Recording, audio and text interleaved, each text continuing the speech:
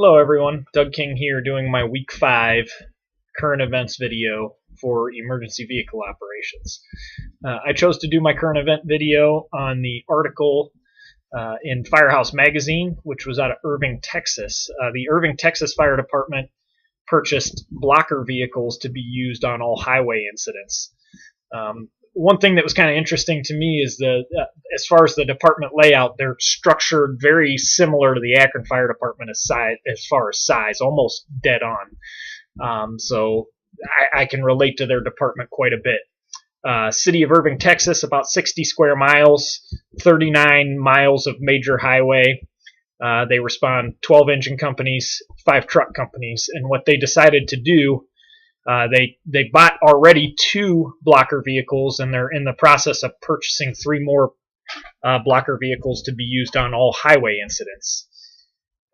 These will be assigned to the 5 ladder companies that are throughout the city. When that ladder company responds to a highway incident, they will send one of those blocker vehicles with that ladder company. So one of the personnel from the ladder truck will jump on that blocker vehicle to take that to the scene. This has always been a little bit of a pet peeve of mine on the Akron Fire Department, because unless an MVA comes in as people trapped in the city of Akron, they don't send any type of engine or ladder company at all to block. So even if it's on the highway and there's no report that anybody's trapped, we send 1 med unit to that scene. And we've actually had a couple of near misses since I've been on the job. We had a med unit that was hit with personnel in the back of it on the highway a few years ago, and we still don't have a change in that policy.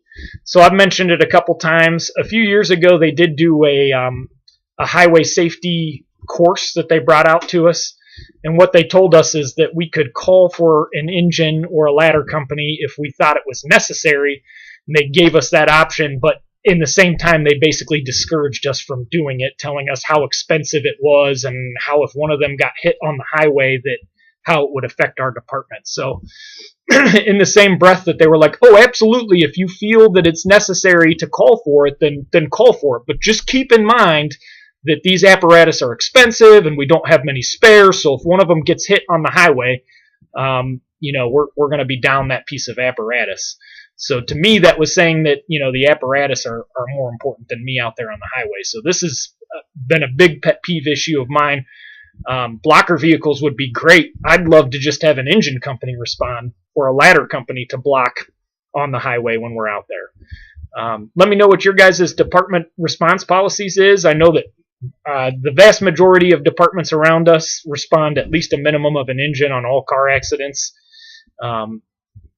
I'm even comfortable not having that respond if it's on a residential street, but I believe we should be getting an engine or a ladder to block anytime we're on the highway. Let me know what you think of our policy. I'm curious to hear what you guys have. What do you guys respond for a standard MVA? So just a MVA with injuries, no people trapped. What does your department send to that run?